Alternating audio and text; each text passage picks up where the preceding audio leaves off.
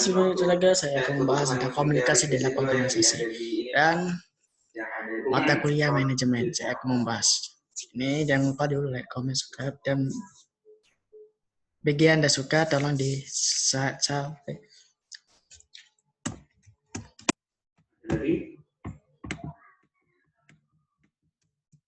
Mengapa komunikasi di dalam organisasi penting bagi kita? Karena adanya komunikasi, maka seseorang bisa berhubungan dengan orang yang lain dan saling bertukar pikiran yang bisa menambah wawasan seseorang dalam bekerja atau menjalani kehidupan sehari-hari. Oke, selanjutnya. Fungsi komunikasi dalam organisasi. Apa itu? Fungsi informasi yang didapat mereka setiap anggota organisasi dapat melaksanakan pekerjaannya secara bebas. Kedua, fungsi regulatif. Fungsi ini yang berkaitan dengan peraturan-peraturan yang berlaku dalam suatu organisasi, guys. Tahu tidak apa itu? Apa? Coba pelajari dulu. Dua hal yang berpengaruh terhadap fungsi regulatif yaitu satu, berkaitan dengan orang-orang yang berada dalam tata manajemen.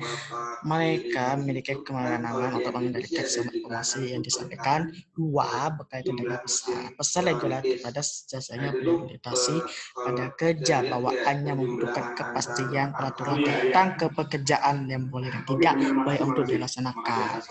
Selanjutnya agak fungsi persuasi. Kalau ada kekuasaan dan kewenangan tidak akan selalu berhasil sesuai dengan yang diharapkan, maka banyak pimpinan yang lebih suka untuk mempersuasi bawaannya daripada memberi perintah.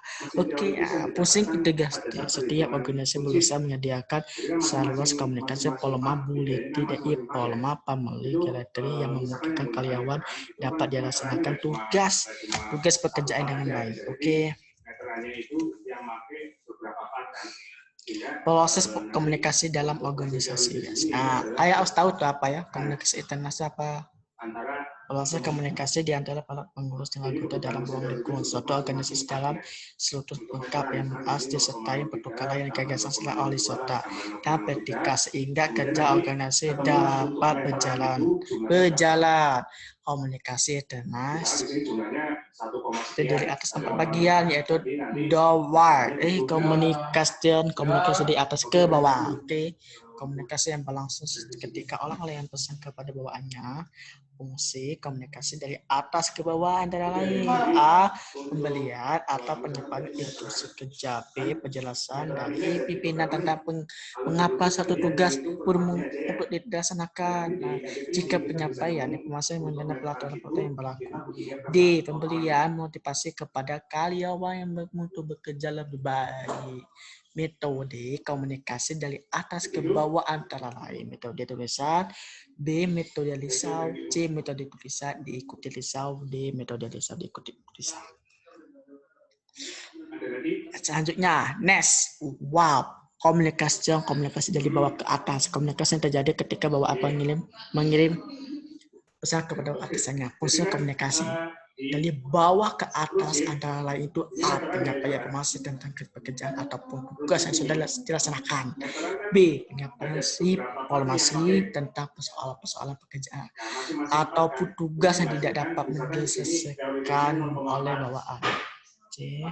Penyampaian hasil perbaikan dan bawaan. D. Penyampaian keluhan dan bawaan tentang dirinya sendiri maupun pekerjaannya. Komunikasi terlihat sulit dan rumit. Hal ini dikarenakan A. Kecenderungan bagi pengawal untuk menyembunyikan pikiran mereka. B. Perasaan bahwa atasan mereka tidak tertarik kepada masalah yang dialami pengawal. Kurangnya kealegaan bagi komunikasi ke atas yang dilakukan pengawas. D. Perasaan bahwa atasan tidak dapat dihubungi dan tidak ditanggap pada apa yang disampaikan pengawas. Oleh jantan komunikasi yang berlangsung di antara para karyawan atau pembagian yang memiliki kedudukan yang secara khusus. Komunikasi sesama antara lain memperbaiki koordinasi tugas supaya pemecahan masalah dan berbagi informasi supaya pembinaan hubungan atau memperoleh kekeluargaan melalui kegiatan sama. Italianos komunikasi lintas saluler komunikasi untuk berbagi informasi melewati batas profesional kondisi yang harus dipenuhi dalam komunikasi lintas saluler. Setiap pengawas dan ingin komunikasi lintas saluler harus meminta izin terlebih dahulu dari atasannya langsung. B. Setiap pengawas yang terlibat dalam komunikasi lintas saluler harus memberitahukan hasil komunikasi kepada atasan. Komunikasi internal, proses komunikasi di antara para pengurus dan anggota suatu organisasi sedang oleh masyarakat umum. A. Komunikasi dari organisasi kepada masyarakat.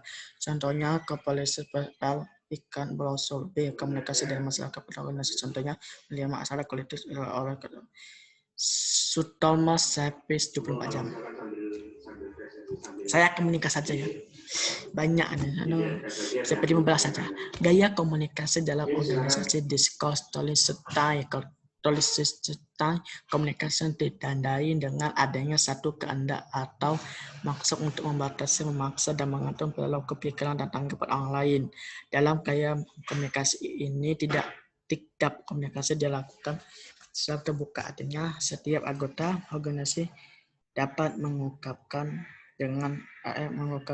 gagasan ataupun pendapat dalam suasana yang rileks, santai, dan informal.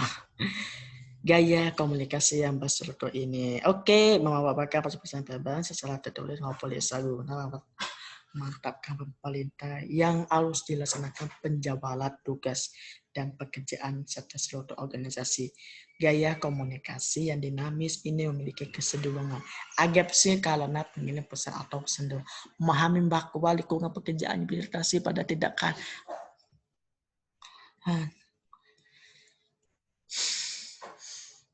gaya komunikasi ini lebih mencerminkan kesediaan untuk menerima salam pendapat ataupun gagasan orang lain daripada keinginan untuk membeli perintah sebenarnya pesan A untuk membeli perintah dan menguat orang lain. Gaya komunikasi dengan mengenali dari artinya tidak ada keinginan untuk komunikasi dengan orang lain karena ada beberapa seorang atau kesulitan yang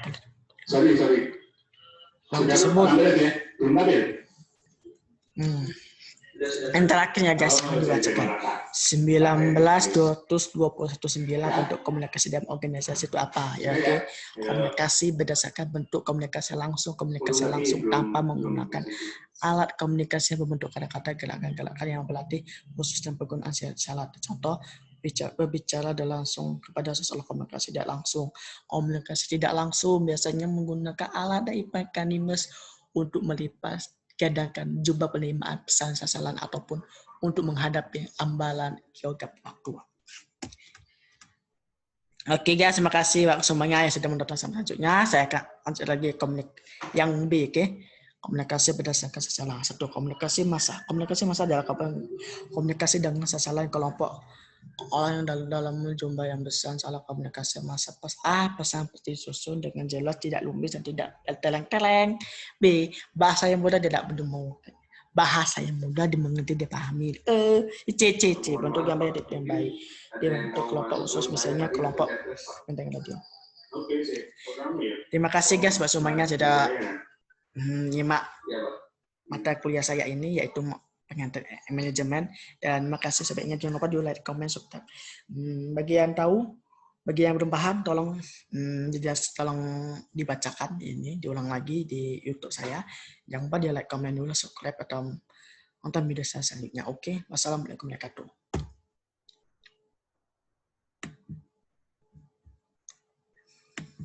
Capek Jok, hantuk oleh anak YouTube kan nih. Kalau habis minum nggak aus.